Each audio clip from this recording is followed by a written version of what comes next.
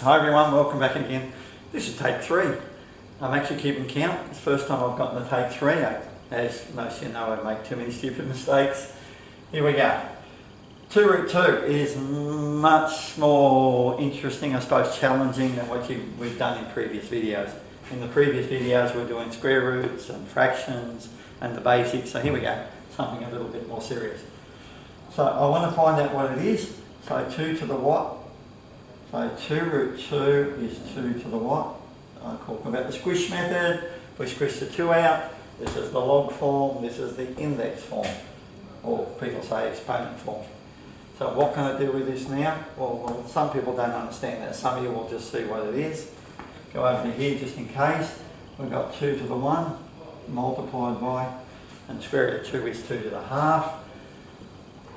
When you do with the indices, when we're multiplying with a common base, so the 2 stay the same, just please, I've seen so many people write 4, the 2 stay the same, and that's the power of 1.5. So if I go back over to this here, that's 2 to the 1.5, and that's 2 to the x. Once I've got them as a common base, I can make an equation out of those. It's called equating the indices. So I've got x equals 1.5. By habit, I'll usually write x first, because that's called making x the subject. When I was a boy, you lost marks if you didn't do it. If you wrote it the opposite way, you lose marks. These days it's not such a problem, but you might have some teachers who still fuss over it. So we can go to the next question and see what's happening here. So it's going to equal something. I can change it from log form to index form. Sorry, I'm thrown off by my phone sending me a message. So 9 root 3 is 3 to the something. So what have I done? I've squashed the 3 out for those who think the squish method, and the x goes up on top for those who think index form and log form. There's other ways to think. So 9 is 3 squared, root 3 is 3 to the half, and that's 3 to the x. You don't need to show any of this if you can see it in your head. I can look at that and I can say 2.5. So the answer is 2.5. So feel comfortable if you start doing that to shortcut it. So now we've got 3, add the powers of 2.5.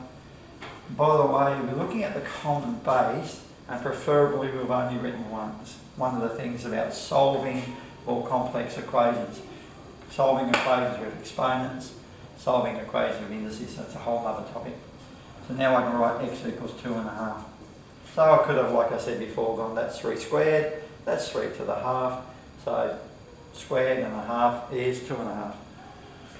Go over to this one, further step on it. Let's write it just the same, don't change anything, squish the 2 out, you get into a routine, and we've got 2 to the x. Now we can have a look at what's here. Some of you will be able to say that's 2 squared and that's 2 to the half, but let's not shortcut yet. There's 2 to the half, and there's 2 to the 2 and 2 to the half, and that's 2 to the x. So what have we got now? Well, we're multiplying with a common base. Even if it's on the denominator, the same rules apply. So you've got 1 on 2 to the half equals 2 to the x. If I move anything with an index from the denominator to the numerator, the index becomes a negative. Showed that on the previous video. Later on I'll probably make some on index laws. Equals 2 to the x. So what have I got? Now I've got a common base of 2. I can make an equation out of it, or write the equation, which is x equals minus a half. So if you're comfortable with it, I look at that and I go 2 squared, 2 to the half, so 2 plus a half is 2.5. I move it to the top, it becomes a minus 2.5. Look at my mistakes here. I'm not going to go take 4.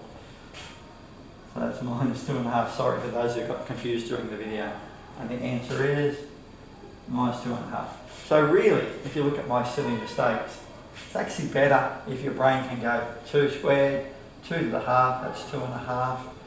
Then I've got 1 on 2 to the half, which is that one there. And in my brain I can just go, well, it moves to the top, so it's minus 2.5. So for me, doing assessments, my biggest thing when I was a child was making silly mistakes. Nothing's changed. So at the end of an assessment, I'd go through and often do it as quickly as I could and look for my silly mistakes and pick them up. It made such a big difference if you can force yourself to do it. Thanks again.